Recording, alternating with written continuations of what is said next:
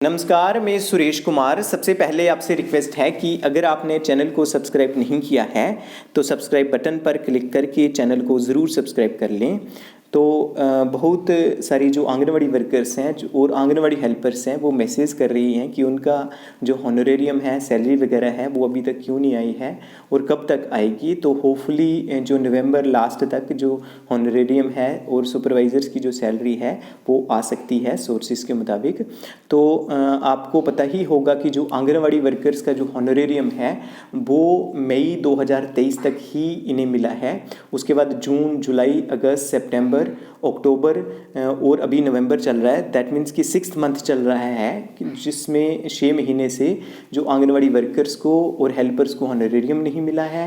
और सुपरवाइज़र्स की बात करें, वर्दी CDPOs की बात करें, वर्दी programme office, district programme officers की बात करें, उनको जो सैलरी है वो कब तक मिली है, वो अप्रैल 2023 तक ही मिली है। इट मीन्स कि मई, जून, जुलाई, अगस्त, सितंबर, अक्टूबर और अभी नवंबर, दैट मीन्स अभी 7th मंथ चल रहा है जो सैलरी नहीं मिली है। इसकी वजह से बहुत सारे जो एम्प्लॉइज़ हैं जो अंडर फाइनेंशियल क्राइसिस में आ गए हैं। इसीलिए डायरेक्टर मैम से, जो वर्दी कमीशन सेक्रेटरी मैम से रिक्वेस्ट है कि वो इमीडिएटली कुछ करें और जो सैलरी वगैरह है, जो वर्कर्स का और हेल्पर्स का हॉनोरेरियम वगैरह है वो रिलीज़ करें। और सिंपल इतना ही नहीं, इनकी जो सैलरी है और जो वर्कर्स का हॉनोरेरियम वगैरह है वो स्ट्रीमलाइन होना चाहिए, ताकि 1 मंथ 2 मंथ तो ठीक है, इतना लेट हो सकता है, लेकिन 6 7 महीने लेट होना उससे जो एम्प्लॉइज़ पे जो उनकी फाइनेंशियल कंडीशंस हैं वो ख़राब हो जाती हैं और उनको पर्सनली सफ़र करना पड़ता है। इसमें हम देखते हैं कि जो एम्प्लॉइज़ हैं उनके जो बच्चे हैं वो स्कूल्स में पढ़ रहे हैं, वो ट्यूशन फ़ी नहीं दे सकते हैं।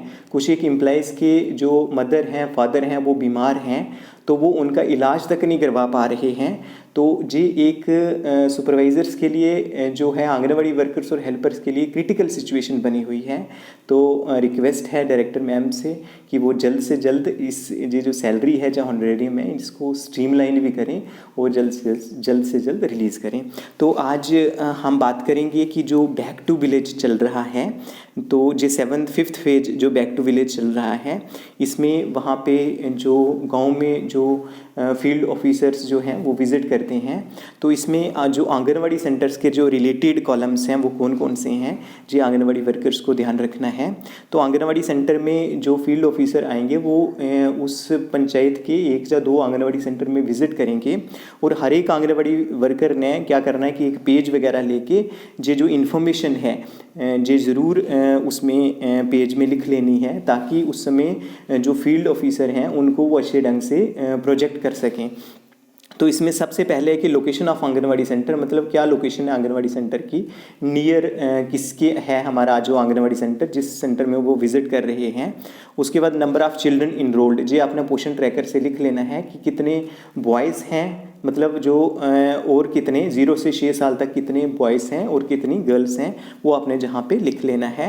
उसके बाद स्टेटस ऑफ बिल्डिंग, मतलब जो प्राइवेट है चाहे गवर्नमेंट है, गवर्नमेंट मतलब जो गवर्नमेंट बिल्डिंग्स बनी हैं वो गवर्नमेंट में आएगा। अगर किसी आंगनवाड़ी वर्कर या आंगनवाड़ी हेल्पर या 3rd प्लेस पे आंगनवाड़ी सेंटर काम कर रहा है जिसका रेंट मिलता है, दैट मीन्स वो प्राइवेट बिल्डिंग है। तो उसके बाद 4th है कि अवेलेबिलिटी ऑफ वर्कर और हेल्पर ऑब्लिक वर्कर, कि क्या वर्कर हेल्पर हैं या नहीं है। जी अगर हैं तो टिक करना है, नहीं है तो नो लिखना है।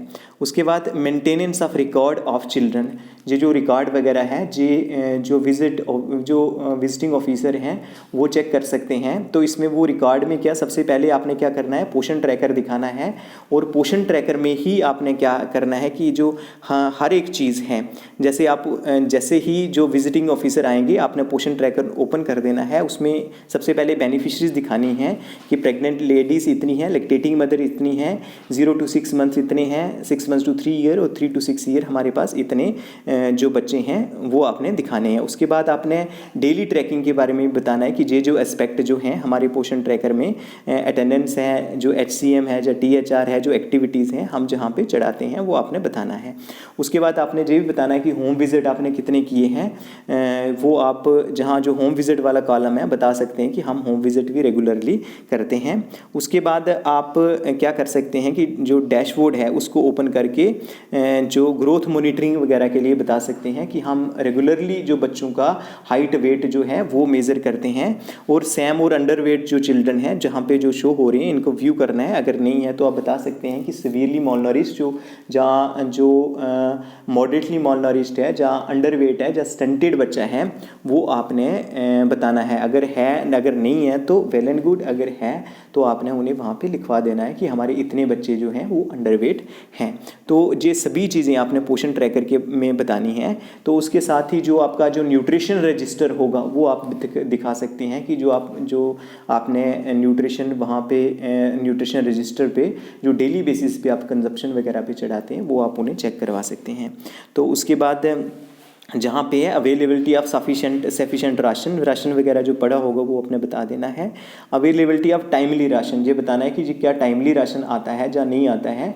तो जी आप वहाँ पे लिखवा सकते हैं कि जो फंड्स की कमी की वजह से जो है जो प्रोक्योरमेंट कमेटी है, जैसे अभी तो जून मंथ में पहले जो इस फाइनेंशियल ईयर की बात करें तो जून मंथ में 20-25 दिन का न्यूट्रिशन आया था, कुछ सेंटर के लिए 1 महीने का भी था, और अभी अक्टूबर मंथ में भी 20-25 दिन का ही न्यूट्रिशन आया है। दैट मीन्स कि जो फ्लो ऑफ फंड्स हैं जी उतना नहीं है, तो उस वजह से जो हमारा जो न्यूट्रिशन है वो टाइमली नहीं आता है। जी आपने क्लियर करनी है सिचुएशन। उसके बाद अवेलेबिलिटी ऑफ फंक्शनल टॉयलेट्स, जो टॉयलेट्स वो आपने चेक करवाने हैं। उसके बाद टैप वाटर कनेक्शन, जो वहाँ नलके वगैरह लगे हैं वो आपने बताने हैं। इलेक्ट्रिसिटी कनेक्शन बताना है।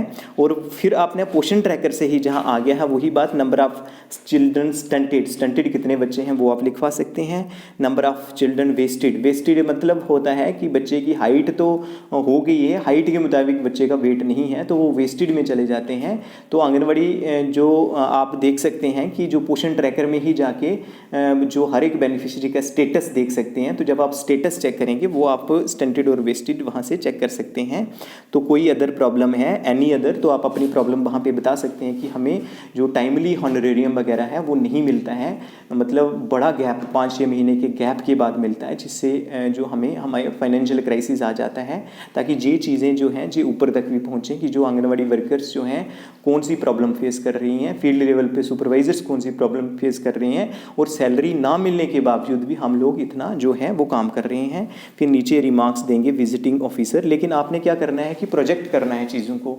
देखने में आया है कि हमारी आंगनवाड़ी वर्कर्स काम बड़ा करती हैं लेकिन वो शो ऑफ नहीं कर पाती हैं। आपने उसे बताना है, हर एक चीज़ को बताना है। आप अपनी पोषण वाटिका भी उन्हें दिखा सकते हैं, जो वॉल पेंटिंग वगैरह की है वो आप दिखा सकते हैं, जो अपना प्री स्कूल मटेरियल वगैरह है वहाँ पे आपके आंगनवाड़ी सेंटर में वो आप शो कर सकते हैं। तो ये सभी चीज़ें जो हैं जो विजिटिंग ऑफिसर को आपने बतानी है। तो आपको बताते चलें कि जो स्टंटेड चिल्ड्रन और वेस्टेड चिल्ड्रन जहाँ जी आप क्या करेंगे कि पोषण ट्रैकर में ही जो बेनिफिशरीज़ हैं, बेनिफिशरीज़ के वहाँ पे चलेंगे जैसे चिल्ड्रन है जहाँ पे, तो हर एक बच्चे का जैसे अलीज़ा कोसर है जी, पीछे जहाँ पे क्लिक करेंगे, जहाँ पे जो सर्कल लगा हुआ है जहाँ क्लिक करेंगे तो जी आपको पूरा स्टेटस जो है प्रोफाइल मिल जाएगी। जी मैं इसलिए क्लिक नहीं कर रहा हूँ क्योंकि वहाँ पे बच्चे का पूरा जो फ़ोन नंबर वगैरह दिया होता है, वहाँ पे आधार नंबर वगैरह दिया होता है। तो जैसे ही आप क्लिक करेंगे ऐसे ही आपने हर एक बच्चे को नोट कर लेना है क्या बच्चे का जो स्टेटस है वो नॉर्मल है या नहीं है। तो ये जो चीज़ें हैं जी आपने सभी चीज़ें जो हैं जो विजिटिंग ऑफिसर हैं उनको ज़रूर बतानी है। तो आज के लिए इतना ही था, धन्यवाद।